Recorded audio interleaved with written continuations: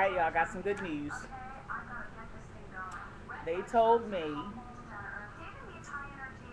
that these are the options, okay?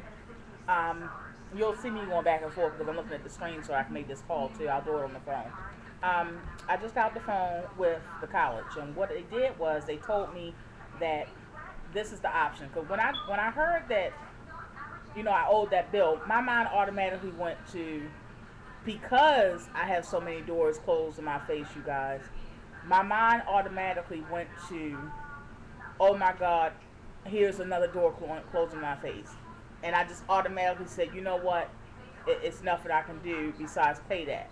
And so what I did was I said, I'm going to come home, brainstorm, talk it over with Daddy, and then come up with something. So you guys were a big help in that as well, because even though every state is different, it just showed me that it does happen at times. I'm not the only one. And that's why I do what I do, so I can one day, or sometimes I can be that inspiration, encourage people, and so they can see that, hey, Kiana went through it, and Kiana got over it, or Kiana found another avenue. So you guys did for me exactly what you guys say I do for you. What a beautiful thing that is, and I thank you all so much. And it just shows that YouTube does not have to be full of just drama. It doesn't have to just be full of just talking about a whole bunch of mess. It can actually be life changing, and it can also assist you with changing your life. So this is what they said.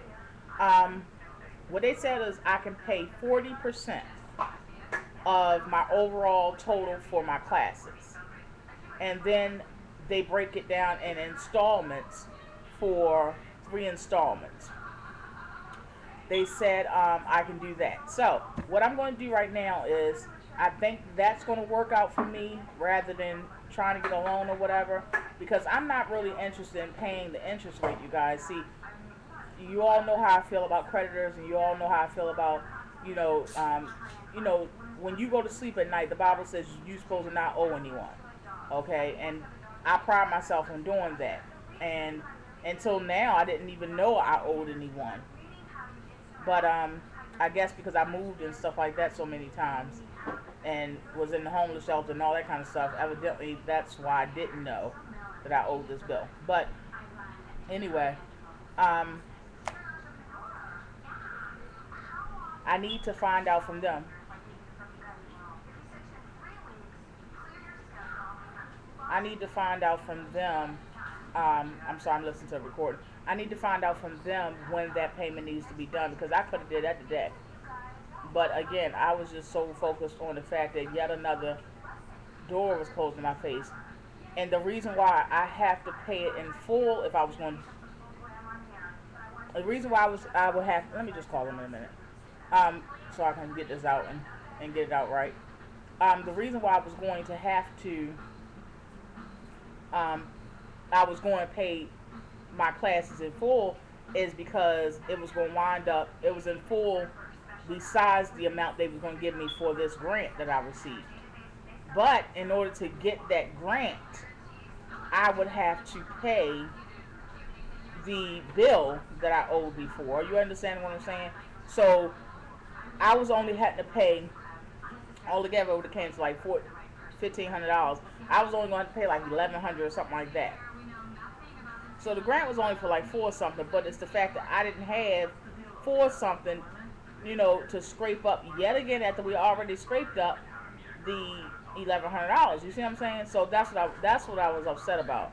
And then to know that that was going to still be hovering over my head, not only this semester but next semester as well.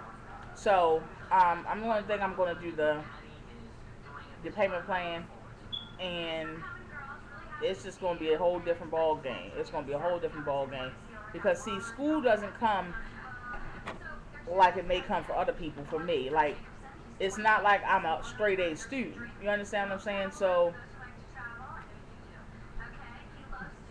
before, when I was younger, and when Nene was a baby, when I went to college, I did qualify for that financial aid then. And since I wasn't paying for it out of pocket, I was like, whatever. I did pass. I got C's, but it was like, okay, because I wasn't paying for it. Now, oh hell no, this got to come out my pocket totally. Mm-mm. I'm probably gonna cry if I get to see. So, and then see, you gotta have certain kind of grades to get. Right now, I'm just doing my prerequisite. So, as y'all all know, you gotta go to your prerequisite classes before you even get to your major classes. So, I have to have a certain grade in my prerequisites. And the class I took this summer that I paid for was English Composition 101. So I already know I passed that. I aced that with flying colors. But you have to have all your prerequisite classes. You have to have, in order to be considered for the classes for your major, you have to have a certain grade point average. So they won't even take mediocre grades. Even if you're passing by the skin of your teeth, they're not even going to accept you in the program because they limit the people they can put in the program. And I investigated it myself, so this is why I know. Because they don't want to overflood the field of people that when they graduate, and B, it's because they are looking for specific people, and they limit it because they don't want people that's going to get into it in the program to waste space and time of somebody else being able to get in it and are just getting by. You know what I'm saying? So this is not a field that you can get by and get over and just pass and they'll pass. It's not like that because you have to know so much. You have to know basically as much as like a RN or a doctor.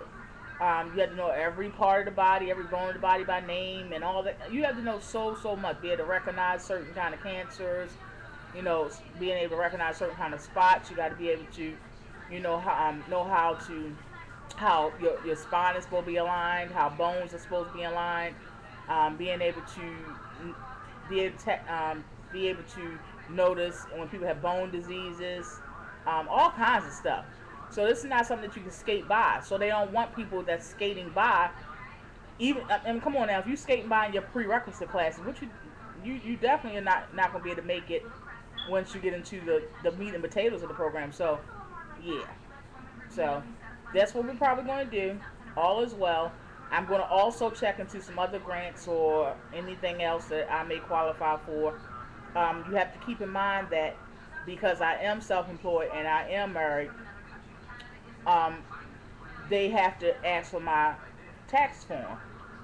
And because of that, I don't qualify for some things. But I am a returning student. I am a person that is of a certain age. I do have dependents. All these things going to play in my factor with other kind of grants. It's just a matter of doing these grants, you guys, in the little time frame I have. As you know, some of these grants that you guys are talking about, there is no, you apply for it and then you'll get it 2 days later. I have like 2 weeks to do all this. That's from start to finish. That's from applying, first of all, finding it, then applying, then waiting for them to process, then returning any information they need. That's all in 2 weeks. That's not going to be possible. So what I'll probably do is do the 40% of my classes, do the installments, and then next semester, in January, hopefully the grants that I've looked for now will be already processed by then, and that'll help me with next semester. Are you understanding what I'm saying? As far as paying off the old creditor that's blocking me from getting the grant, I'll have to cross that bridge when the time comes, probably around tax time. I don't get much because we actually, since we're self-employed, we pay our taxes quarterly. And that's so that we don't get overwhelmed with having to pay a lump sum. If you just pay quarterly and pay a small amount, every certain amount of months for your income taxes, then you don't have to worry about picking out a whole big bunch. And that's the option you have when you're self-employed. So we chose that option. But when I do get tax return, maybe that's going to have to go to that. I don't know.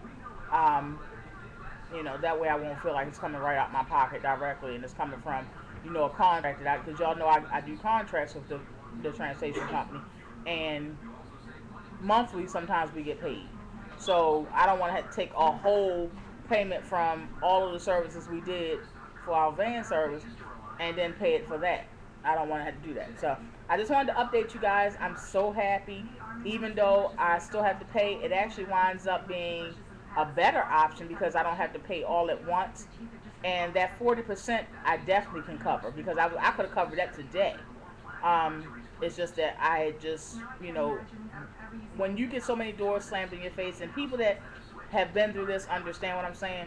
When you get so many doors slammed in your face, when another door slammed in your face, sometimes that takes you over the edge and you just get tired. Just like in the video, I kept saying I'm tired because I am tired. I'm just tired of so many doors being slammed in my face. I'm talking about doors that really shouldn't even be slammed in my face. Doors that you would not believe that. I'm like, I don't understand how that was slammed in my face. So you just get tired, and when you get tired, you have to regroup, cry it out, regroup after you cry, ask God for guidance, give you strength, and then you go right back at it. And that's what I did. So, all right, you guys, I just wanted to fill you in because I didn't want you guys to worry, and I also wanted you to see that we can make a way, and we just need to, like I said, cry it out, pray about it, regroup, and then press forward. All right, you guys, be blessed.